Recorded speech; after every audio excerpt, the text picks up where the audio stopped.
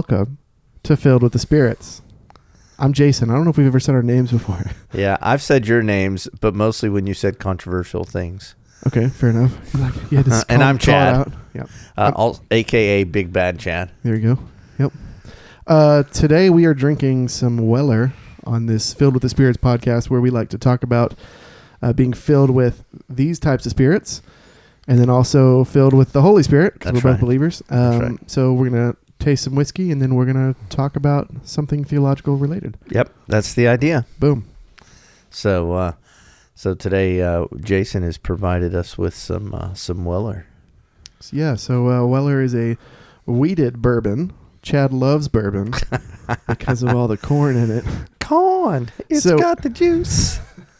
Every episode we're gonna sing that. That's right. So we should probably start with a green label, which is the special reserve. If you want to start with that. Okay. Weller is made by Buffalo Trace, which is a super popular distillery. They contract make. I'm already disappointed. This had a screw on top. This is the first whiskey that you and I have done on a podcast that had a screw on top. In fact, I don't even know that I've ever owned a whiskey with the screw on top. So they used to just have the corks, and then about 3 or 4 years ago, they switched to the screw on tops, probably to save money, because they were selling too much anyway. Looks like, you can take the bigger pour if you'd like. I wasn't paying attention. Too close. Okay. I can't reach that far. Weller's a wheated bourbon made by Buffalo Trace Distillery. They contract distill all the pappies and everything everybody always talks about. They used to just have 3 of their Weller like this. It's Weller, not Wellers, unless it's plural. The green label is their is it 90 proof? It was 45% ABV is what I saw. Yeah, that's right. Double that. You got some math happening. That's the average regular Weller. And then you've got this red label. Well, we'll talk about that in a second. Let's start with this. So this is the everyday stuff you can find? In Texas, you can find it pretty much everywhere. Okay. Outside of Texas, it's getting harder and harder to find. So, really? Yeah. I would give it 2 to 3 more years, and we may not find as much. I don't know. We may not find it in a couple of years in Texas either. Getting some caramel smell. Almost like caramel popcorn. So this to me is a little bit similar to that old Forester we keep talking about, the 1910, because it's got the sweetness. That's what the wheat does for you. It has, I believe, it is less rye and more wheat, because it has to be 51% corn. So we know at least that much corn, if not more, and then just more wheat than rye in a typical bourbon. Does Weller publish their mash bill for this kind of stuff? No, I don't think they publish it. I think. Gotcha. So the only way you'd know is if you knew somebody who knew. Yep. Okay. Yeah, I don't believe they publish it. This is a great. It's like a $30 bottle, $25-$30, something like that. As far as bourbons go, I like to have it every once in a while. Before this bottle, I hadn't had one in a year or so, probably. Just because, when you can get it on the shelf every day, it's not something I would buy every day. Right. But I'm a fan of it. I like the red label a little bit more, which is exactly the same, but just a higher proof. Okay. I don't know how old this is. I would guess 4 to 8 years, which is a big range, but that's my guess. You mean how long it's been in the barrel? Okay. Yep. So it was aged. Your guess is it was aged somewhere between 4 and 8 years. Okay. Yep. And it's not age stated. They're mixing a bunch of barrels. Sure. So who knows? Yeah. They're aiming for a flavor profile. They want every bottle to taste exactly the same. So they're mixing till they get what they anticipate is the correct flavor profile. Yep. So what do you think? Is it too bourbony for you? No. Like I was just thinking, so one of the things I don't like about bourbon in general is just kind of that. So I don't know the right verbiage to use. In my mind, it's this sickly sweet, this overly sweet, corny taste. Or it's an overly sweet taste I associate with stuff that is overly corn syruped. Okay? All right. And so that's the flavor in bourbon that I kind of puts me off a little bit. I don't taste that here. There's definitely some sweetness, but it's not overly sweet. Yeah. It's almost like the wheat has mellowed that out a little bit. Yeah, and it obviously it still has a lot of corn in it, but I wonder having that wheat, if that changes that profile enough to where it makes it different for you than what we would call a standard bourbon. You know, closer to a normal mash bill, I guess. Because my guess is a normal mash bill is like 75 to 80% corn and the rest is rye. That would be my guess, but I don't know for sure. I have no idea either. Unless you get mellow corn, which is a $10 yellow bottle of whiskey that is 100% corn. It's not great, but it's not, well, you would hate it. I don't love it necessarily. I'd probably not like it simply because I already know it's 'Cause 100% corn, right? If I didn't know, maybe.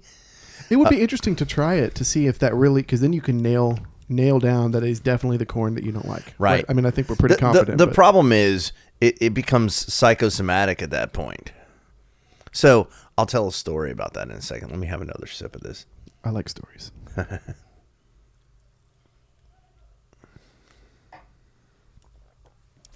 So I don't like mayonnaise. Okay.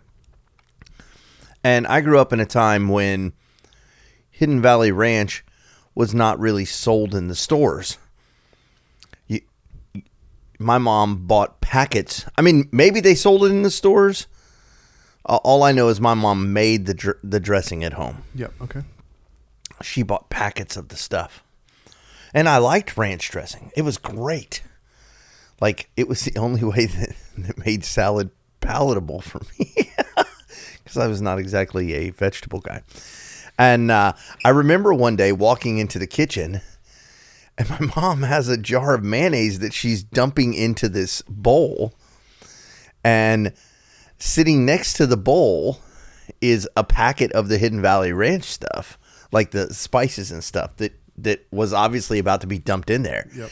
And I was like, what are you doing? And I see the Hidden Valley Ranch, and I go, wait, are you making dressing? She goes, get out of here. You're not supposed to be in here. Because she knew what was about to happen. And I'm like, wait, is ranch dressing made from mayonnaise?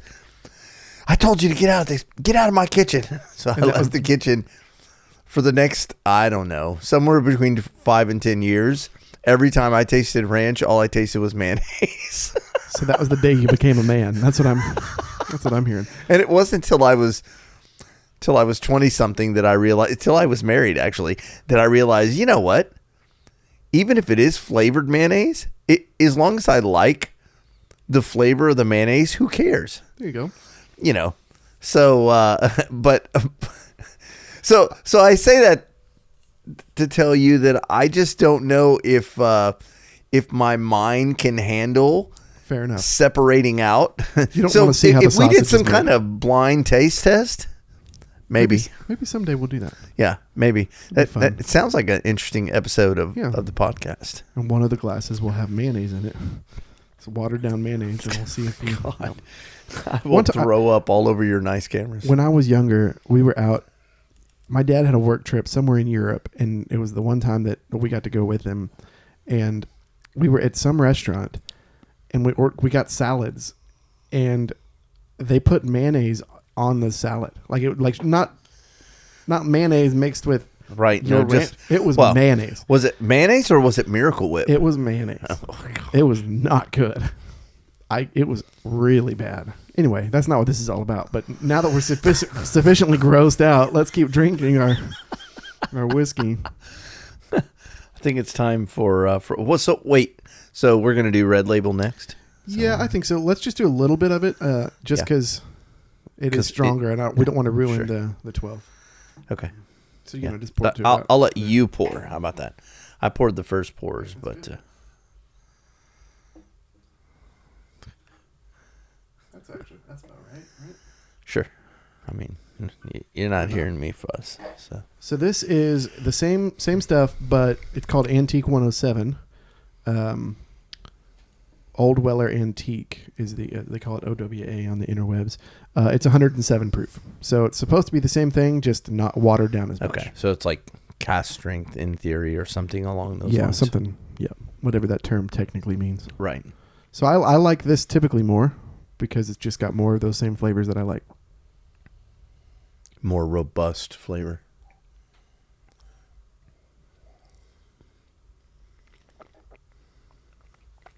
So there you go.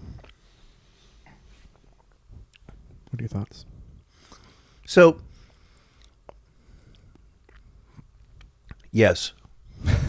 And there you have it. I like it more, right? I like it more, but it's because I don't know if it's just the higher proof or it's the combination of the higher proof. The higher proof brings out the rye more, but I taste that spiciness that comes with a rye. I mean, I don't just mean Not just the alcohol burn, heat, but yeah, the flavor of it. But there's definitely I taste more of the rye in this one than I did in that one. And you know, and I kind of like a decent rye, and so it tastes less like bourbon and more like a rye, and it has to have something to do simply with the proof, right? Yeah. Yeah, that bottle. Again, it's speaking in Texas, like, so there's some story, you'll have to Google it, but there's some story about why we get more Weller in Texas than anywhere else in the country. Like, evidently, we get more Weller distributed in Texas than you can even get in Kentucky. Oh, really?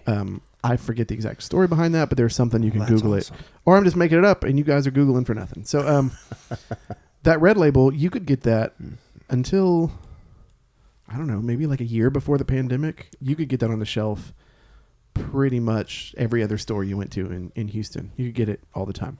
And then one day, you just couldn't get it anymore.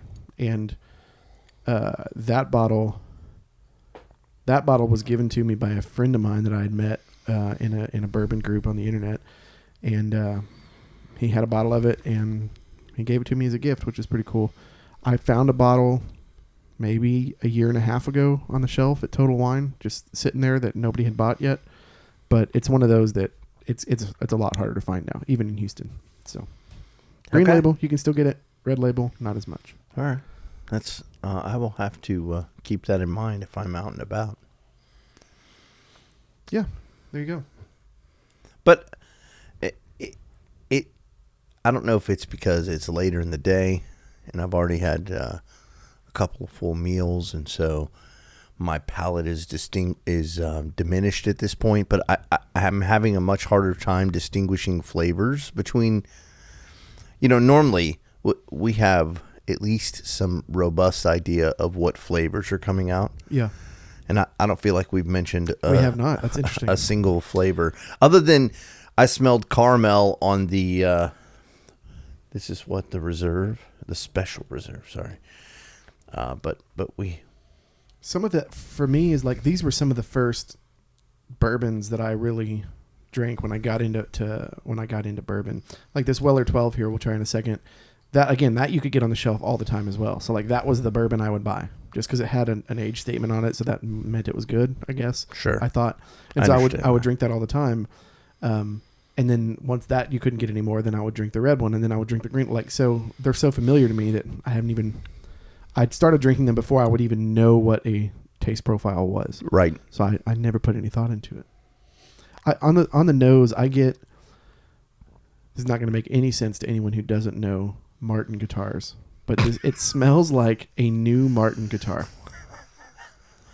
Which, never buy a new Martin guitar. Martin guitars are only good when they're 25, 30 years old at least. They the wood has broken in. Yes, something about the wood.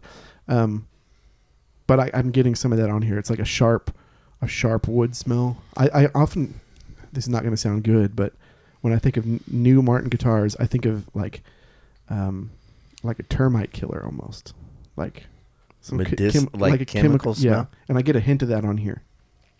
I mean, so this one smells very bourbon-y to me. Yep. The smell I associate with bourbon in general, but the kind of sweet. Kind of dark. Yep. A little vanilla. Yeah, a hint of vanilla, a hint of that caramel. Yeah. There's none of those, like when we do a lot of scotches, there's none of those scotch flavors, like the fruitiness. Like I'm not getting the... Especially the dark fruits, not there. Yep. By the way, you have to remind me off air, I found a restaurant that we might want to try because they have a pretty good Scotch list. So. Okay. But if they're not offering us free food, we can't say the name. That's right. That's why I can't. Yep. I can't mention them on air unless they ask us to come do a podcast there. So sorry, McDonald's. We're not going to say. Pretty sure the Scotch list at McDonald's is probably pretty weak. Probably not what I'm after.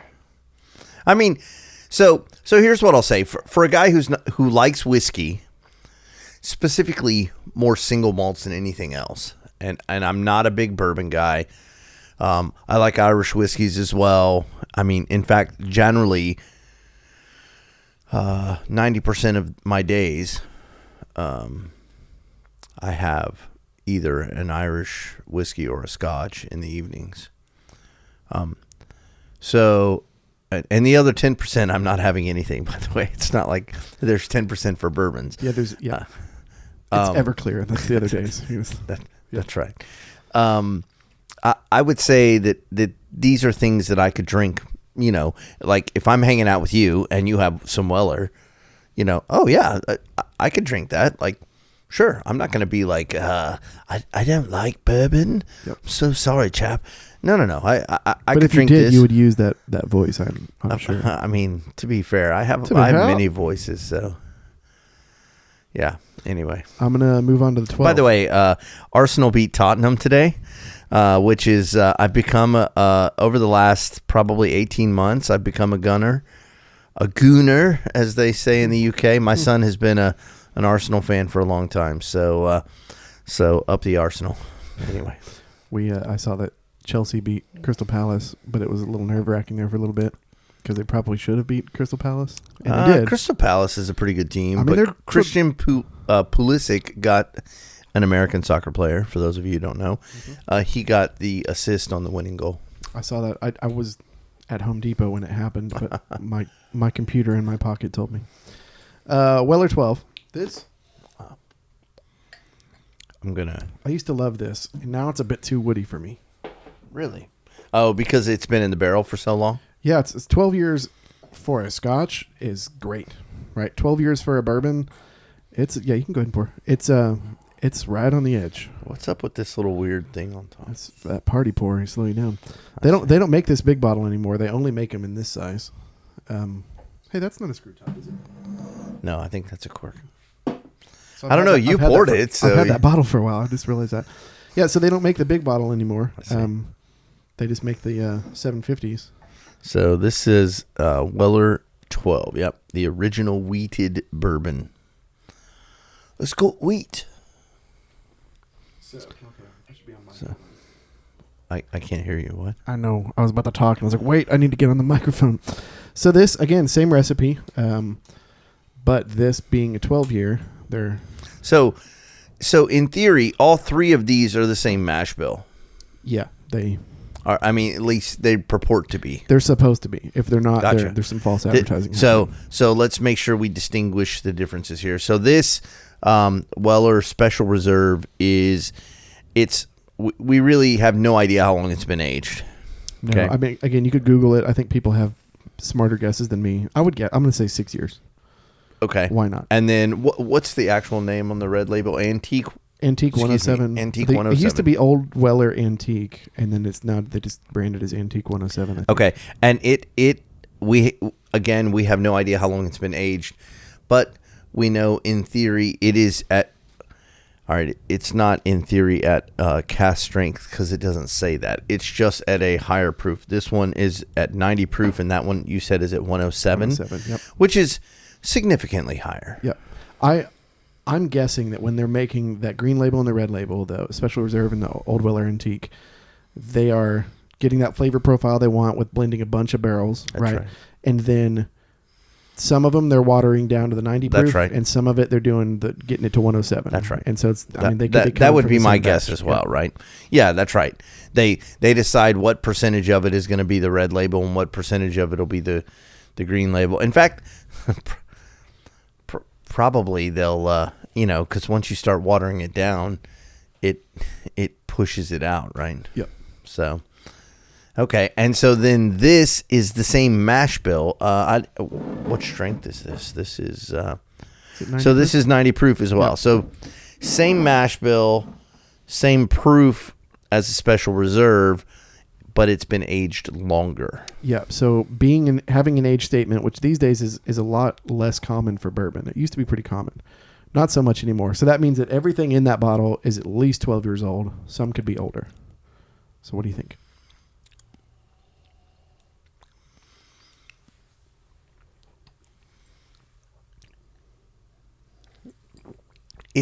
It tastes a lot closer to a rye to me than to a bourbon. It doesn't taste. It's my palate for sure, but the last time I tried that, it tasted way woodier than this. This does not seem overly woody to me at this point. So right. I mean, I guess that's good. That's a good thing. That's the crazy thing. Our taste buds are changing all the time, right? And so something you didn't like 5 years ago, you might like today. Yep. I kept thinking that as I tried more and more whiskey that I would find bourbon more and more palatable, and it hasn't really happened. But I do like ryes, and this to me tastes a lot closer to a rye. It has less of the sweetness and more of the spiciness of a rye. And so maybe aging it longer. So most bourbons are made with some rye as part of their grain. Yeah, right? I believe so. Yeah. Yeah. I mean, which is why something like, what did you call it? Mellow corn? Yes. Mellow corn. Mellow corn is 100% corn, right? I believe so. And it's a really cheap whiskey, right? $10. Yeah. And so that makes sense, right? The cheap bourbons or whiskeys are the ones with the cheapest grain. I mean, it's just that simple. Got that federal subsidy happening in your right. Yeah. The one that tastes like ethanol. There you go. It's probably, but most of your bourbons will have some rye just to kind of, I feel like it's to cut that overly sweet taste that corn comes with it. And so there's obviously rye in this because I tasted it in the Antique 107 and now I'm tasting it in the Weller 12. So there's definitely some rye in it. And the aging maybe allows the rye to catch up on the flavor of the corn a little bit. Maybe the corn gets mellowed out a little bit, and it makes maybe that's what it is. The other and so the rye stands out a little bit better. Yeah, maybe. Yeah, it's hard to say. And it could be some combination of. So this and this are the same proof. Those just listening, he's saying that the green label and the black label, the 12 and the special reserve, same proof. This and this. Oh yeah, good point. I forgot that we are on several different mediums. Yep. Or if someone's driving and they're only half watching because they shouldn't be watching at all. Yeah. They might want to hear it so they don't get in a wreck. Yeah. So just in case you're not sure, we are available on Spotify. Yep. And Apple Podcasts and YouTube and Facebook, kind of. Facebook will lead you to one of those places. That's right. That's right. So there are links on Facebook to get to the other social media sites. So there you go. I will tell you that I listen to these as they get published, mostly because I found our conversations to be interesting. And so it's nice to kind of relive them and be like, oh, yeah, those were great points that we had there. Yeah, and sometimes I'm like, oh, wait, I know what I'm trying to say here, and it's not quite coming out right. Well, so like maybe next time I'll know how to say it right. And they don't get published necessarily in chronological order that we recorded them in, right? Yep. So we definitely published an episode on creationism, and then we published an episode on like the end times. Jason used a really fancy word when he published it called eschatology. Yep. And I was all like, man, I don't remember doing an episode on eschatology. And then I what listened did we to talk it, about? and I was I've like, never eaten snail before. I don't understand. What? Escargot. Yeah. Eschatology. It's close. Okay. I mean, it was okay. Fair enough. There's one person out there who's like, I got that joke. I'm glad he made it. That's You're welcome. That's free. By the way, you heard what the guy said when he saw the snail driving in the car down the street? Look at that escargot. I like it. Yep. It's not as good as eschatology. Oh, yeah. Escargot, but Sorry, I messed up the joke. There's a big S on top of his car. that's not important. That's okay. I mean, it makes more sense now, but still. Escar. Yeah.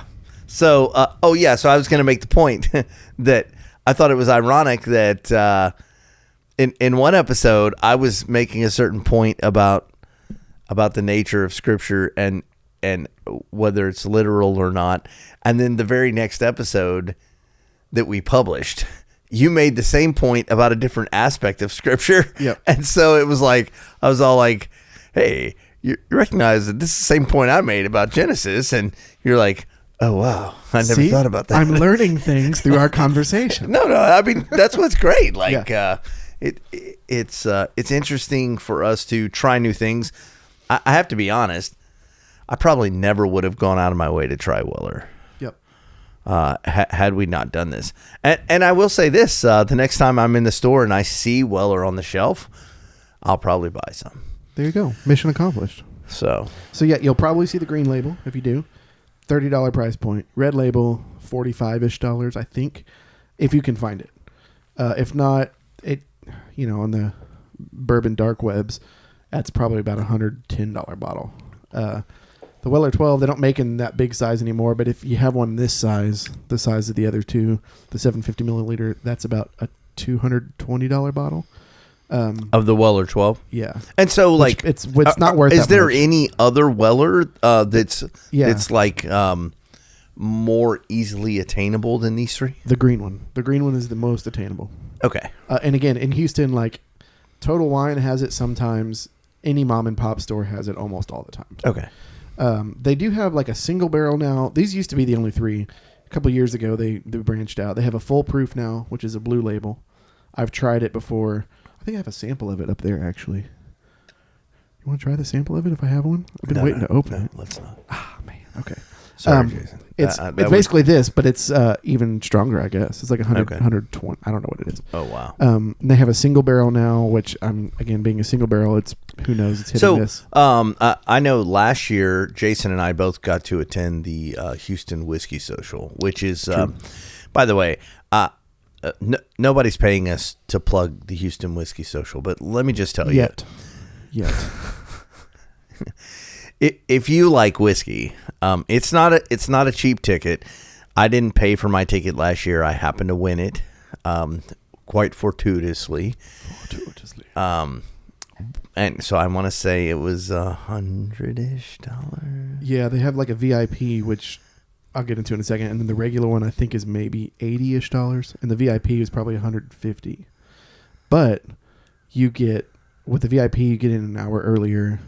They can't advertise it this way, but you get a free bottle when you leave. It's a random bottle, but they'll give you a 750 milliliter bottle of something. Yes, and you don't get to choose it. It is definitely random. So, but that's not the point.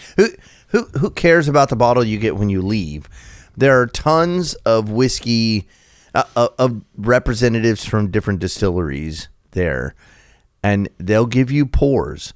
Now, they're not full pours, but they're giving you pours of whiskeys that you will never, ever get to taste unless you just have bucks. Yep. And so, I think I'm trying to think some of the highlights that I got last year. I think there was a Balvenie 25. Yep. It would, yeah. Which how expensive is that bottle? If you can even find one. Balvenie 25 is probably a $2,000 bottle. Yep. So you'll never, like, a bar in Texas is not going to have that. That's right. So and if they did, it's more than the price of admission. It's going to be like $60 for a pour. I probably bet it's more than that. Yeah, I know. I'm just like it's the price of admission at least. That's right. Yeah. And so, they just had. I got to sample like 4 different scotches that were over 25 years. Which is crazy. Right. And the samples are probably even a little bit smaller than that. Yeah. But you can get back in line and have it again if you want to. Yeah, why would the you really fancy ones are going to have a long line. So, But we went to that, what was it, Murray and Son? Alexander Murray? Yeah, the Alexander Murray table. Some good bottles there. Holy mackerel. They had some stuff that was just phenomenal. I did get back in line there because that was the best kept secret. That table was the best kept secret in the whole building. But so the reason I brought it up is because I feel like you paid for the VIP because you were supposed to get a special pour of something, right? Yeah, so I did. Yes, I got the VIP. Stayed up till midnight because it went on sale right after midnight, and with that, I got the a class that you can get in even earlier, and the class lets you try, like, it's a tasting of whatever it is. So they do one for Pappy. We did one for the what do they call it? The antique collection from Buffalo Trace. So like there's another Weller version, which is even super fancier, that's in that. So it's a flight of like these things, and you get to try them. So that's what I was asking about, because I thought you had chosen the Weller. Yeah, well, with that, there was a Weller that you could have in that flight. Okay. Yeah, and I think that might have been, there was somebody didn't show up to the class, and they had extra glasses there, and they let some people to walk away with one, so I walked away with one of them. It may have been the Weller that you tried. It was either that or the George T. Stagg. Because we found you out there, and I was like, hey, you have to try this. It's a fancy bourbon you'll never try. And you're like, I guess so. I vaguely remember that. I had a lot of whiskey that night. And I don't mean that to say I became impaired. I mean, to be fair, I think we all got rides there, and then we all Ubered home, right? Oh, we Ubered home together. Yeah. There were three of us. But there was... It was so overwhelming. Yes. Your senses just, it's like, imagine you ate saltine crackers your whole life, and then suddenly you get the richest food you've ever had. It's just overwhelming. It's not that any of it was bad. It's just at some point, your senses can no longer tolerate the bombardment of overwhelming flavors. So. Yep. Yeah, it's a cool event. I'm not going to be able to make it this year. Unfortunately, they scheduled it at the same time as another event that I didn't pay for my ticket last year, so I'm not going to go this year. Mostly because half of the enjoyment would be going with a buddy or a friend. It would not. So. It wouldn't be as fun if you're on But your own. I'm hoping my son, who's getting out of the Army soon, I'm hoping next year we can buy tickets together. He's a huge whiskey fan. In fact, right now he's looking for a job. This guy's in military intelligence. You should see his resume. It's ridiculous. He's been part of the 5th and 10th Special Forces groups, and he wants to be a distiller. So he's seeking a distillery job right now. Which is tax-deductible tickets for... Right. Maybe I can get him to volunteer to go be one of the representatives. No, I'm pretty sure they pay local people to do that. They are looking... I saw a post... I don't know if they're still looking, but they're always looking for volunteers for that. So basically, you get there early. You get to try. The other thing about the event is they come out, not at the booths, but randomly, people who are working the event will come out with a bottle of something. Like there was a Four Roses bourbon bottle. Yeah, I remember that was like from the late 60s, early 70s, and it hadn't been opened yet. And he opened it on the floor, and everyone's coming up and holding their glasses up, and he's pouring a little bit for everybody. And it's like that kind of stuff you can try in the back room before it comes out to the table, if it's open or whatever. And they're looking for volunteers, so you work half the event, and the other half you get to try stuff. So there you go. If you want a free ticket. Are you going to be disappointed if I drink some more of this? Go for it. Okay. I have another bottle sitting over there. Good deal. I was going to say, like, we typically will sample while we start to talk about theology, and I think we've kind of run course on our whiskey discussion. I think you're probably today, right. So. Where are we ending up with our theological discussion? So I think considering that we are well into election season, and I know that there's kind of a robust thought with regard to how Christians should mix politics with their faith. I thought it would be appropriate for us to talk a little bit about that, especially considering, like, in America today, politics in general have become so polarized. There's no middle ground. There is no quarter. You're either for us or against us. I feel like it's a discussion of the Sith, right? I mean, okay. It's I feel like when I talk about politics, I take my lightsaber and say, only the Sith speak in absolutes. Anakin. So I thought we'd talk a little bit about that, about how we feel we should respond as Christians to politicians, to policy. What are we dictated by Christ to vote for or against people or policy or none of the above? So, and I thought I'd start it off by talking a little bit about my own kind of journey with regard to that. I grew up very conservative. The first election I got to vote in happened to be the 1992 presidential election, in which Bill Clinton beat George H.W. Bush, I guess.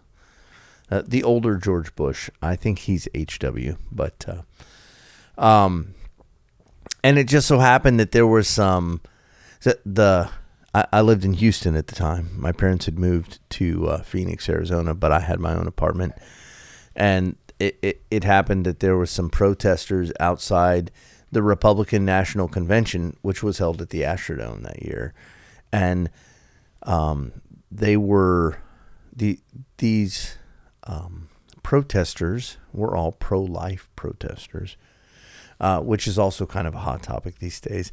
And they were all arrested for encroaching on some space that they were not supposed to encroach upon to protest. Can I interject a Sure. question real quick? Was it as hot of a topic then in 92, you said, as it is now, or it has been in the past 10 years, you think? I guess media was different then, so it's hard to judge that, right? It is definitely hard to judge. I was 19. So, I don't know. I had very strong convictions about it. I guess you're just getting into the political arena, so to speak. That's right. And to be fair, I was a relatively new Christian. Though I'd attended church my whole life, I had only been what I would consider a true follower of Christ for, maybe about 2 years. Okay. So anyway, so continue. They're protesting. These protesters got arrested. The local judge, chose not to arraign them. They got arrested on like a Thursday evening, chose not to arraign them on Friday. They sat in jail all weekend. These are pretty normal people that were protesting against the Republican National Convention's stance on abortion. They expected them to be against abortion, and they were taking a pretty neutral stance of, well, that's not the aspect of politics we want to get into. And so the local judge didn't arraign them until Monday, so they sat in jail all weekend. These are people probably with kids, probably good church-going people, if you want to look at it that way. Not that weekend, they weren't. And so the Republican National Convention was sometime in the summer, and there became this huge write-in campaign to oust this judge for doing this, because the people of the area, and she happened to be in my district at the time where I lived, because I lived in Houston in an apartment that I rented. And so there was a big write-in campaign to oust her because they felt like what she did was inappropriate and politically motivated.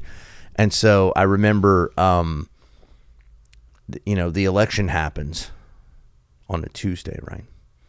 And so, like you said, there's no internet. There is zero internet in 1992. Or if there is, it's only government people, right? Yep. There's no common man having internet. I mean, I'm pretty sure AOL is fairly nothing. It's next to nothing. Yeah, it's mostly carrier pigeons. So right. So the only real news is nightly news and the newspaper. The newspaper is a big source of information at this time. So the election happens on Tuesday.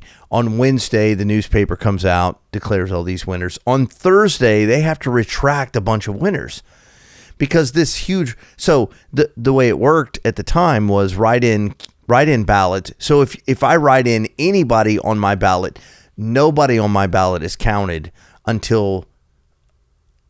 You understand what I'm saying? Like, my whole ballot is separated. Okay, yeah. And then it's put in a different stack to be counted later. I guess. And so they do all that counting on Wednesday. So on Thursday, they announce, I don't remember now. It was something like 5 or 6 different local elections someone who was declared the winner on Tuesday night We're not on Thursday. were no longer winners. Yeah. And the people who didn't win were generally, so let me rephrase. The people who did win were generally the conservative-ish candidates, because people who wrote in for this judge, so the judge ended up winning, but all these write-in ballots made a difference in all these other elections. Huh. And so here I was 19, and I saw how my actual ballot and the people who thought like me, how it changed from Tuesday night to Thursday morning, Yeah, that's crazy. what a big difference it made. So to a certain extent, it made me feel like I had this imperative to be part of this process. Okay. But as time goes by, I become more and more jaded with the process. Yeah. I feel more and more disgruntled with the people who are representing me, because even when people that I voted for win, I find that they I know that this is going to be a shock to all you people. Okay? Don't tell me they're not telling the truth. I can't handle it. But the politicians don't do what they say. See, no. Which is crazy. We're gonna need a 5-minute break so I can hold on. I need a sip of some Weller 12 here.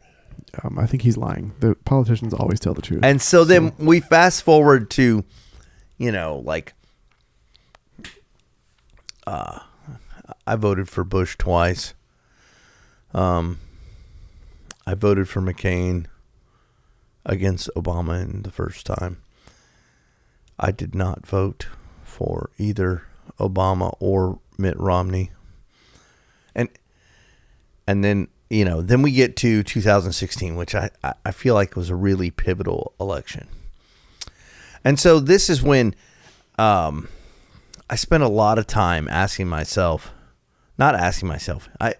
in prayer, I sought, what is my role in all this? What am I supposed to do?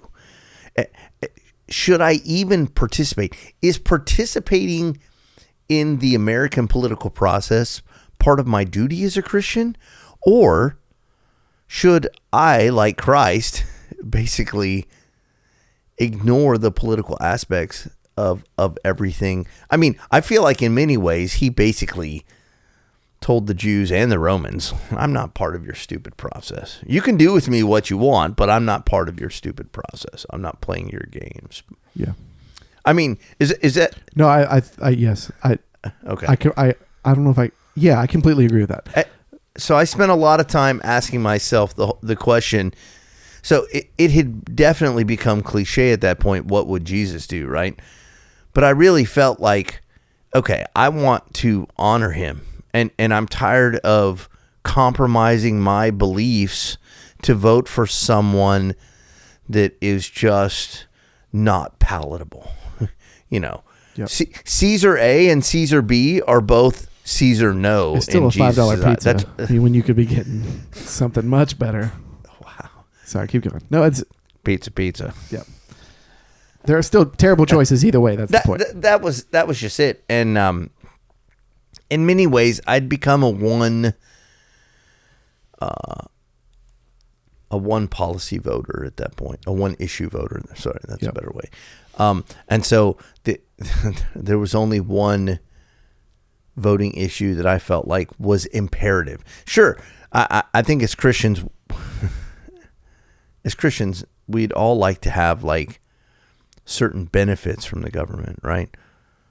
Whether that's and I'm not trying to disparage anyone or pigeonhole anyone, whether that's less taxes or more benefit from the taxes we pay, like more services from the government, Yeah.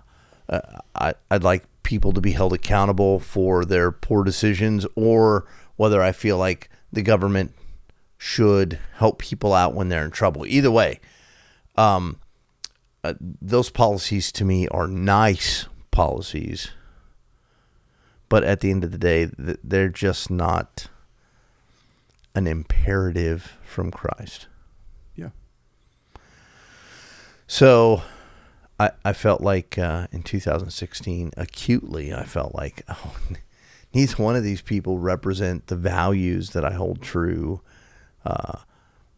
when I walk my daily Christian life.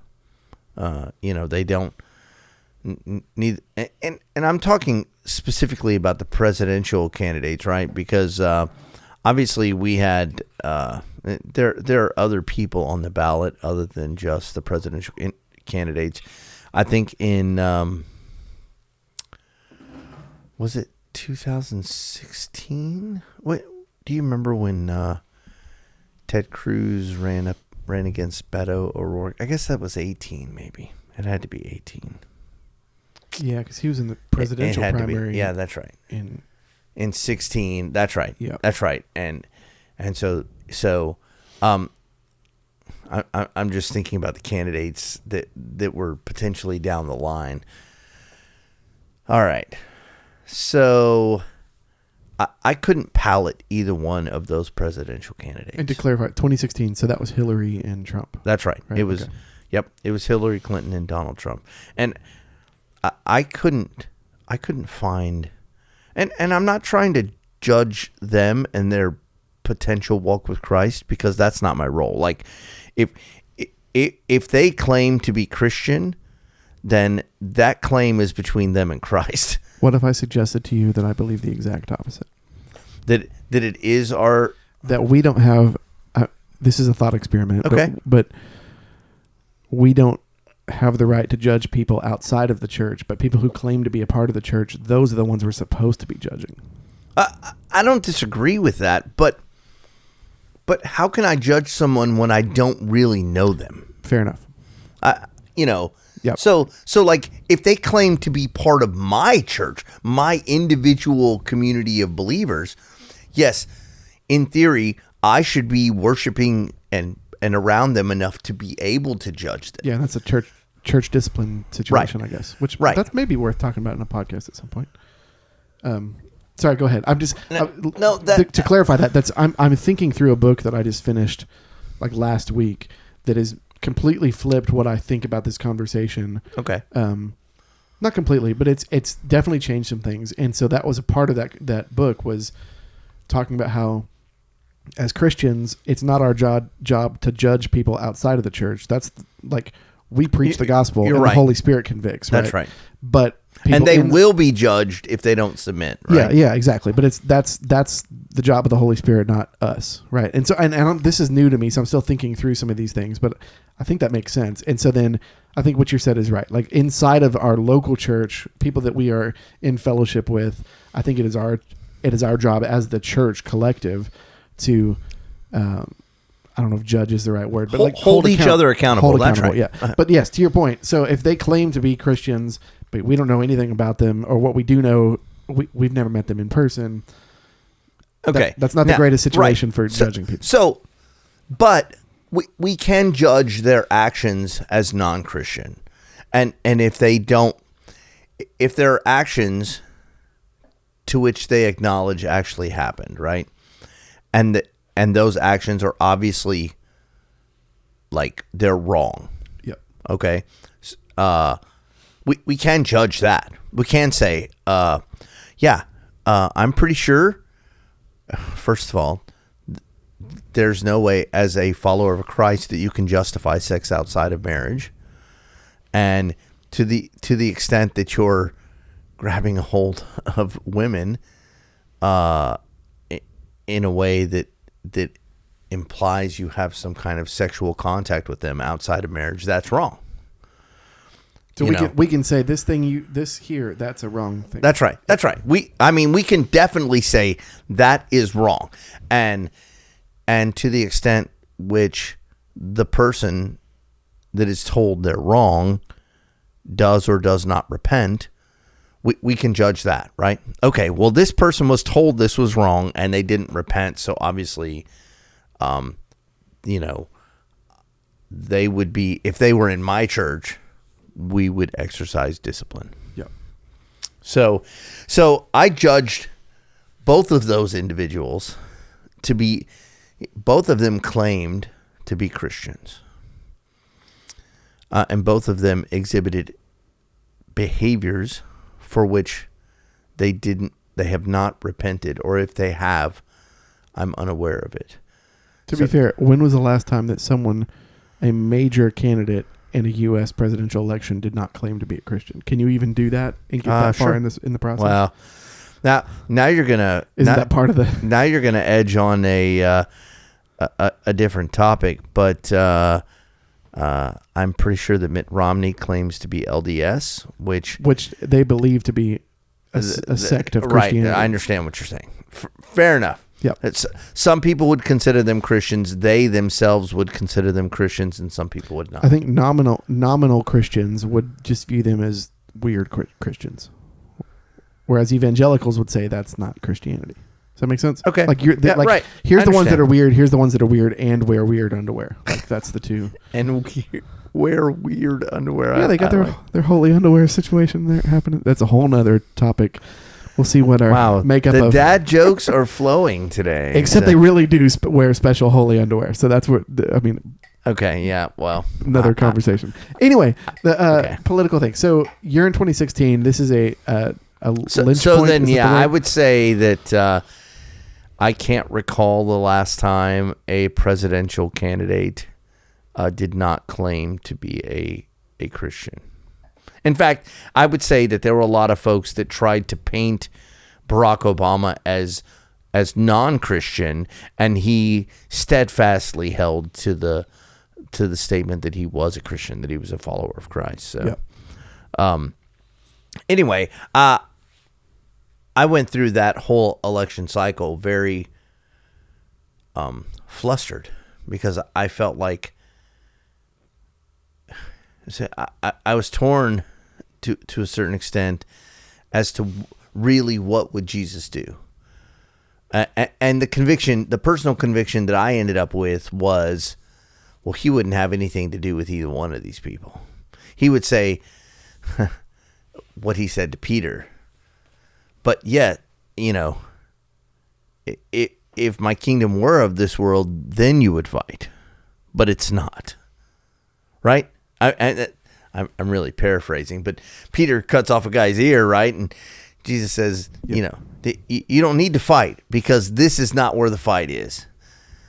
And so that's a tough thing for me because I am a fighter. I am someone who has logic and beliefs, and I like to present those. In fact, probably I did more harm than good by getting into arguments on social media. Not because I was voting for the candidate. It's just because I felt like some of the things that were said about some of the candidates were just not fair or not appropriate. So I ended up defending candidates that I did not like personally and did not vote for. Oh, I got tricked. I mean, it was pretty sad. So then fast forward to 2020, I felt like I didn't feel like the character of any of the candidates was any better. We had a couple candidates that I felt like were just like politicians. They say things and then don't do them, or they say the things they feel like will get them elected and then will do what they want.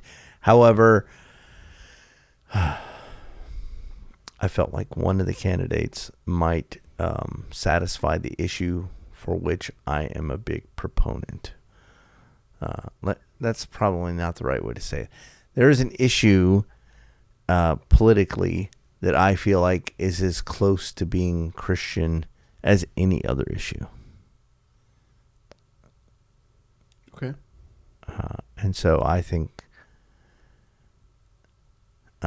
so I'll lay a little bit of backstory. By the way, I've been doing all the talking, so I feel really bad. But that's fine. I'm building things up. I'm like, in 2006, my wife and I moved to southern Mississippi to be house parents at a children's group home. So this is a home where kids whose parents were in jail or kids who were about to go into the system, and some judge knew if this kid gets in the system, it's over. It's over. Yep. They would send them to us. So I was there for 3 years, and that's how I knew I needed to become a teacher. And it became evident to me that supporting children was kind of my calling in life. So that kind of led me into this whole. I think abortion is probably a political policy that Christians should fall down on one side of. That's going to sound really harsh to some folks. It's just where I am on that. And so I felt like that there was one political candidate in 2020, one presidential candidate, I should say, that would aid in the fight to stop abortion. So I ended up voting for that candidate. It was one of those, I went into the ballot box and I spent a lot of time praying and thinking, like, should I really vote for this guy? Because I had said I was going to vote for him publicly to friends and other people. But I still, at the last minute, almost didn't. Like, should I do this? I almost didn't. Yep. I almost just said, you know what?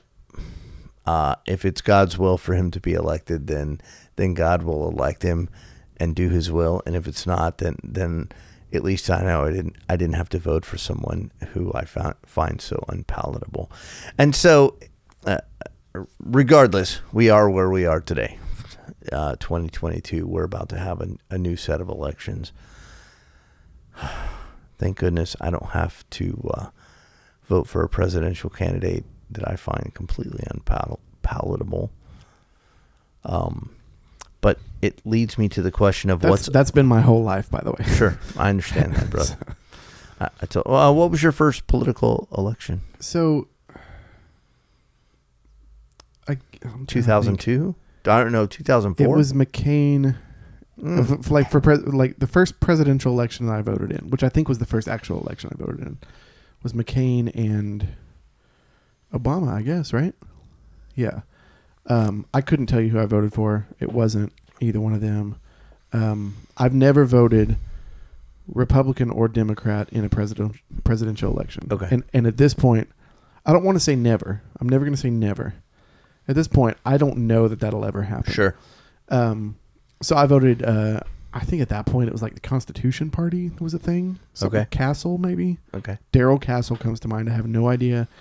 If you Google it and he says some weird things, it's not my fault. I didn't mean it. But it was a third party, right? And I've always voted third party. Yeah. But that was the first one. I view... So I think some of the problem with... there's so many ways I want to go from where we've been talking. I'm trying to decide where to start. I'll start with this. I think we do a disservice. I think modern media does a disservice to the election process when they say that it is your responsibility as an American citizen to vote. Right. I don't think that's true. I think it's a privilege you have as an American citizen, and it's a right that you have. But I think it's exactly like the right to bear arms. As an American, you have the right to own a firearm. It is irresponsible for you to own a firearm if you don't know how to use it. That's right. You should study it up, you should train on it, and then you should own one. If you haven't done that, if you have not studied the candidates, you don't know what you're talking about, and you just saw something on TV that you liked, or your friends are saying this guy's the best guy, and you go vote for that person, that's irresponsible. So if you have not done the legwork, you should not be voting. So I think we do a disservice, and I think the intention of that is like the powers that be don't care the reason people are voting. Right? Sure. It's just because they're trying to. They just want people to vote for them. You're trying to get your numbers. Sure. But I think that's important for us to think about, that like we should not just be thinking, well, so I'm a Christian, so it means I have to vote Republican. So let me just vote, and there's a large portion of that's No, there are. That's why I thought this was a good topic, because the Republican Party is not the Christian Party. No, and in the past, I mean, I guess it started in the 80s. I'm guessing is when yeah, probably the late 80s. In fact, I would say it really got popularized with the Clinton Bush election. Is they started calling it the Christian right. Yep. Which was their way. And part of the reason why that happened is because Bill Clinton was a lech. I mean, I'm not going to sit here and tell you that George H.W. Bush was a great guy. I'm talking about from a personal perspective. In fact, I know somebody that I met when he was going to Southwestern Seminary in Fort Worth who would tell you that George H.W. Bush was not a great guy, that he did not have the morals that he presented to the rest of the world. But regardless of all that, everybody knew that Bill Clinton was what we know him for now. That's right. I mean, it was, and so the big talking point during that election was, hey, this guy's immoral. And so a lot of folks that were right-ish, or not even right-ish, a lot of folks that were just, they became Reagan voters in the 80s, kind of, and they also kind of went to church. They started identifying themselves as 100% Republican because the Republican Party was the party of morals. Yep. So I mean, I was born in 87, so all I know really about that is what I've read and what the outworkings of it from growing up, right? Because I grew up in the early 90s till now. That's how growing up works. And so I've seen what that's become, and it's only kind of recently that I've read the history behind a lot of it, and it's to the point where like I struggle calling myself evangelical at this point because evangelical is it's become a caricature. It's a political term more than anything else at this point, right? Which that's not good. So we had a podcast not long ago where I described myself as a fundamentalist. And that immediately set bells off in my head. Right. but really probably a better description, at least to characterize my beliefs, would have been evangelical.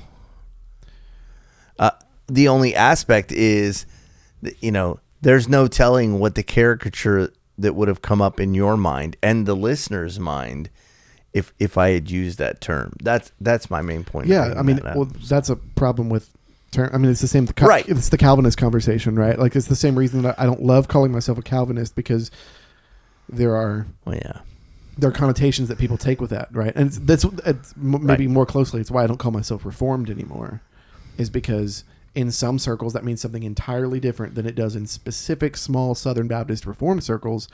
Yeah, we can say that we're on the same page, but outside of that, it has a totally different meaning. Anyway, the point is, over the past 2 to 3 years, just reading different things, has kind of changed my perspective a lot on the politics thing. And it's, like I said, specifically, so the book that I just finished last week, I don't even know how I ran across it. I think it was recommended to me on Audible. What's it called? It's called Not In It to Win It by Andy Stanley. Oh. I don't know anything about Andy Stanley except I think his dad was Charles Stanley, right? Okay. Right, who was like, I guess, a Southern Baptist radio big guy. Yeah. Anyway, for whatever reason, it was recommended to me. I thought it was interesting for some things I was thinking about at that point. So I was like, well, let me read this. And it's the first book I've read from him. I've never heard him preach, and I kind of loved the book. And that's got me thinking now. Again, I haven't landed on any of this, so this is me thinking through these things. But his idea was like, he said, I didn't want to write this book, but after seeing how churches dealt with the pandemic, I felt compelled to write this book. And it's some of the things we've talked about, like how churches dealt with disagreements on vaccines and masks and all these things, right?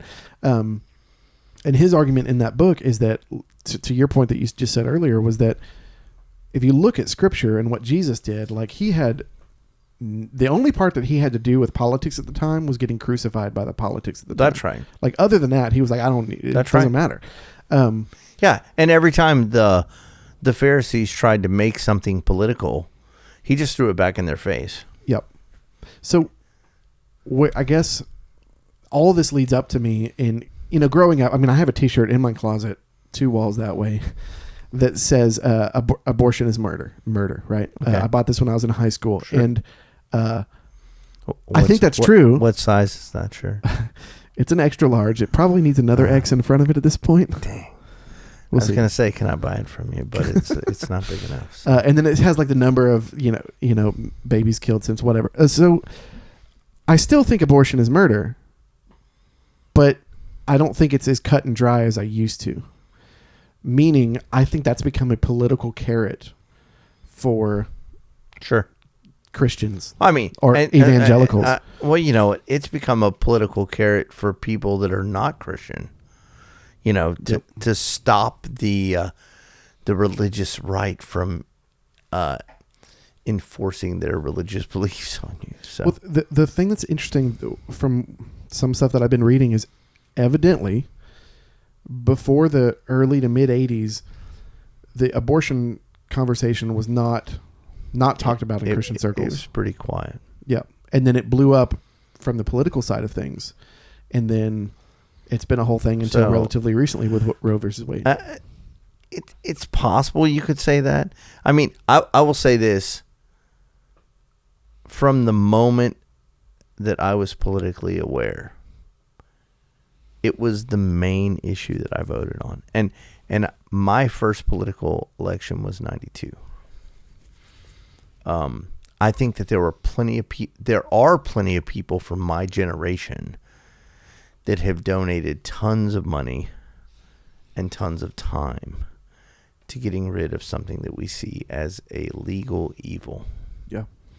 And, you contrast that with something like the war against drugs. I think most people, most Christians, or people who fall into the camp that I fall into with regard to our belief about abortion, most of them would say, we think doing drugs is wrong. We're going to try and keep our kids from doing drugs.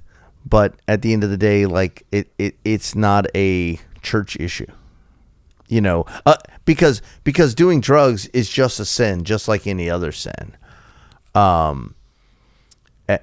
Whereas what about Tylenol? Sorry, that's another episode. Right. Put that in the spreadsheet. We're not talking about taking medicine. We're talking about doing drugs. Well, drugs. Medicine is drugs. I mean, we can't get off track, but we got to add that to the list. Because I'm not going to say some things that I want to say. What if you take Tylenol on the Sabbath? Oh! Jason's brain explodes. I can't handle it. Sorry, that's just me tweaking Jason. There's no because I know what Jason feels about the Sabbath. That's amazing, let me rephrase it. I don't know. I just know a little bit. Saying the word gets me. Jason wants to have a whole episode on the Sabbath, and I'm trying to avoid it. So, episode on the Sabbath, episode on drugs, and what that even means. Fair enough. Those are separate episodes. Okay. All right. Politics. Go ahead. Okay. Back to this. So let's talk a little bit about our role as Americans. Let me interject. By Sure. the way, if you are not American and you're listening to this, sorry, because that's all we know when we're talking about politics. Right. I mean, maybe you can connect some of this with your political system, but anyway, go ahead. And if you have a different perspective about our role as followers of Christ, like, I would love to hear it, because I certainly don't have it made. I certainly am not like settled on my way is the right way. But Americans have this beautiful document from a secular perspective known as the Constitution or the Bill of Rights. Technically, the Bill of Rights is the first 10 enumerated. I can't say that word. Enumerated. I'm not even try. Enumerated rights in the Constitution, and the Constitution is all of the rights that have been enumerated. But it got me to thinking about, like, okay, as Christians, in many ways, if you look at the example given by Christ, are we supposed to be exerting our rights? Is that a Christ-like attitude to say to the government, no, I have this right, and you will treat me accordingly. And so maybe this part of the discussion is outside of politics, but to me it's intertwined, because it really is integral to understanding our role as voters if we understand what is appropriate for us to do with regard to exerting our rights. Yeah, I mean, so if you look at Paul exerted his rights as a Roman citizen. Right? So did he do that in sin? No, I don't think so. No, I think he used what was... It cost him his life. Does that imply sin? I mean... No, not necessarily. I mean, I guess it may have just been simply the cost that Christ was asking him to pay for serving him, right? So I'm not saying it implies sin. I'm just... Yeah, I think specifically with Paul, like he was... I probably should have the Bible in front of me. I don't have it all in my head. It's about 80% is memorized. So as a Roman citizen, Paul was not supposed to be flogged, right? Because he was a higher status by being a Roman citizen. Sure. I mean, and so it's the same thing as he had a right to, now I can't think of the right term. It's probably Latin. Right, it is. He had a right to be heard before some type of magistrate before something was decided. Whereas if you were not a Roman citizen, the local cop could decide you're guilty of something. Yeah. So I guess my point of that is that he claimed that right as a Roman citizen, right? Which I don't think was wrong. I think that was using what was given to him. So I don't know that it makes sense to completely remove ourselves from the political situation, but I do think that where we stand now in America, evangelicals are way too engrossed in the political system. Okay. Right. I'm still thinking through these things. I've gone through phases. Like growing up, I was like, I didn't think you could be a Democrat and a Republican, right? Like that's how I grew up. And then as I got older, right around the voting age time, I couldn't vote for McCain. And then after that, I kind of realized that I was more libertarian, but then some of the libertarian candidates were kind of goofy. So that made that difficult. I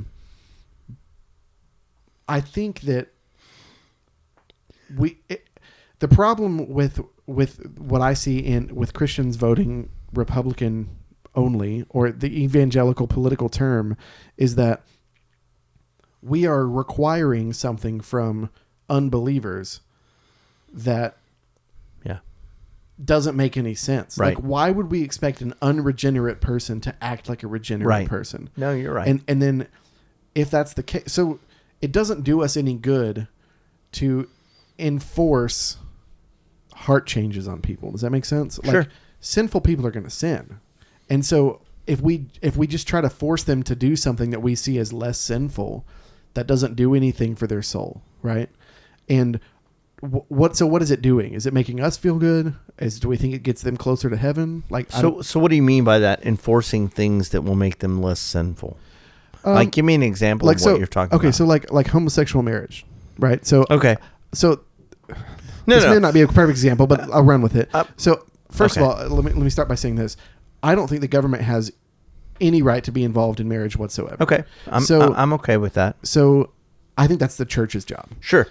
So if the government decides that a man and a man can get married, if it's not done by the church, it's not marriage to begin with, right? So if they want to put them in a, whatever you want to call it, like they're connected, right? This is my life partner, and now they get tax benefits. Fine, that's great. Like, as a Christian, why do I have a problem with that? Right. Like, I mean, I don't. No, you're right. That becomes more of an issue of tradition and more being offended by the fact that you're changing my tradition than it does actually become a cause for or against Christ, right? That's a lot of the problems that we have within evangelicalism today. I don't disagree. You're right. And that's my whole point of bringing up politics in general, because there's so many traditions or traditional beliefs that are caught up with our political beliefs that it's really difficult to distinguish those. And so, and I'll be the first to say that I was, I remember having a discussion in this was early 2007. I won't explain why I know the date, but I happen to be the only person that ascribed to conservative beliefs, working at an answering service. And I remember we were talking about the issue of gay marriage, and one of the other people said, "Well, my biggest issue is you claim to be a Christian, and yet you're okay with discrimination." My snarky response was, I'm not okay with discrimination. Well, you think it's okay to discriminate against gay people? And I'm like, no, they're allowed to marry whoever they want, as long as whoever they want is of the opposite sex. That's the same thing with everybody else. And so I remember kind of being in that camp, but in many ways you're right. I mean, it's differentiating the idea of, I think Christians oftentimes get caught up with a pet sin that they want to rail against. 100% agree with you there. And so I know many Christians that would be like, they would point at someone that was in a homosexual relationship and be like, that's sin. But they would not point at people in their own congregation that they knew were in heterosexual relationships where they were having heterosexual sex and they weren't married. And in Christ's eyes, those are the same thing, at least according to the Bible that I read, those are the same thing. Yeah. And so, it's a function of tradition over following the heart of Christ's law. Yeah. So, so a little bit what I've been thinking in the past. I mean, I'm sure we're going over at this point, but I'm okay with it. Pretty long. People, the 47 people going to watch this are super. This book, Not In It to Win It, was talking more about that was the conversation about how Christ was not involved with the politics of the time. And so what does that do to our witness when people think of us as politicians and not as how can you witness to someone who is in their politics very progressive and then at the same time publicize that you voted for Donald Trump? It's a challenge because they can't see past that to hear your message. Yep. That's exactly the point that he was making. And so it's, in many ways, it's similar to me coming in and offering you meat that has been sacrificed to idols and you can't get past that. The only difference is, in theory, we're both believers and those folks aren't. So how could I expect them to get past something that I can't even expect my own brother or sister to get past? Yeah. So, yeah. It's what led me to the idea that maybe our role in politics as an American is to seek God every time and never publicize who it is you're going to vote for. Yeah, I mean, I think I'm leaning more that way now. I've been thinking about this a lot more in the past week, and I haven't landed anywhere yet. But I think where I'm landing now is that we should not remove ourselves completely from politics. But at least speaking for myself, I should care about it 200% less than I do right now. Yeah. And what that means is, I live in a suburb of Houston, and there was a runoff for our mayoral election. It was too close to call, and we had to come back a couple weeks later and vote on it again. And we had enough issues with our last mayor that so I went to go vote in that local election, and I felt compelled to do that. And I think that's probably more important for me than the presidential election anyway. It probably affects me a little bit more anyway. I also voted in that runoff. Yeah. So. Well, we're in the same. That's right. We live in the same city. Yeah. Yes, that's right. And so, in fact, I recall us discussing the fact that we were happy with who won that election. So, I mean, I think,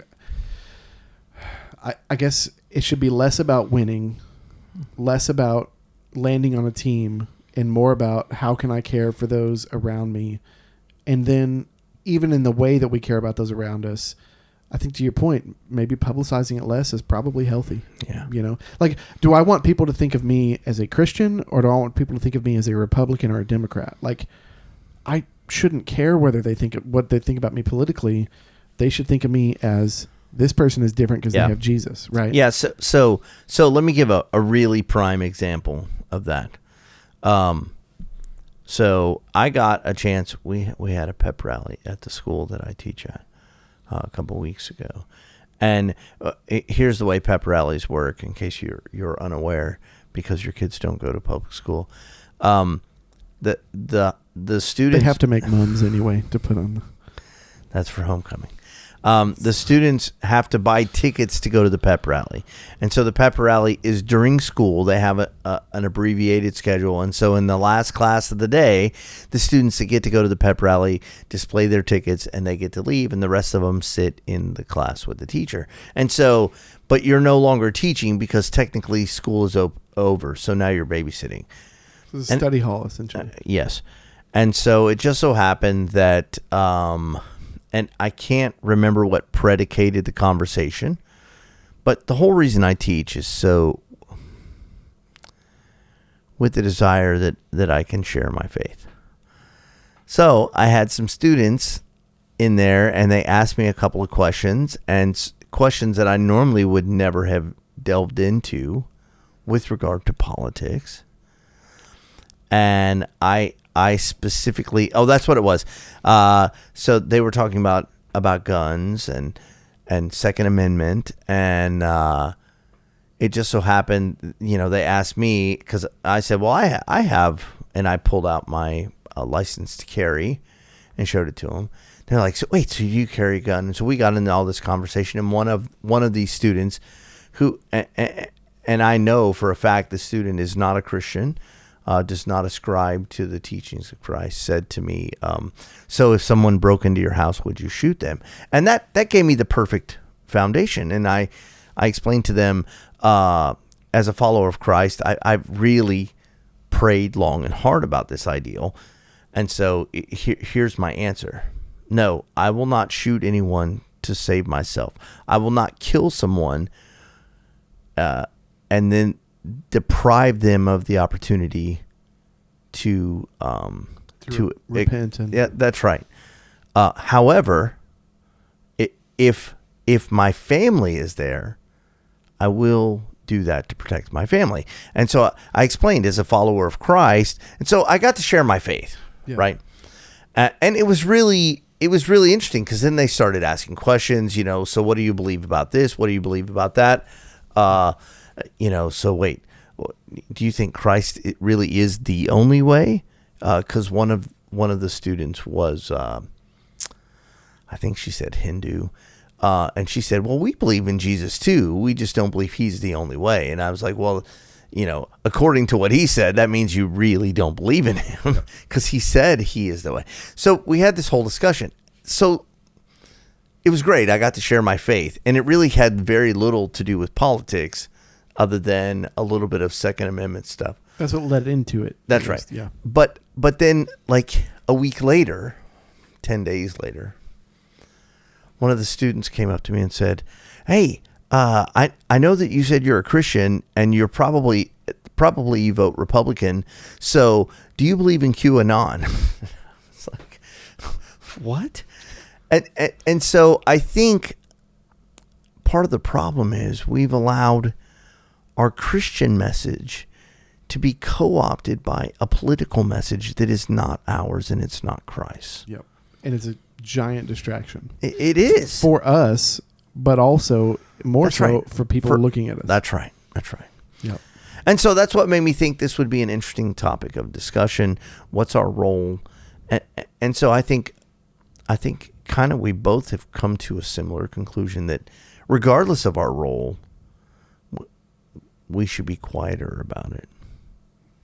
Yeah, I mean, I think we should scream out Jesus from the rooftops. That's right. And everything else should take a lower. That's right.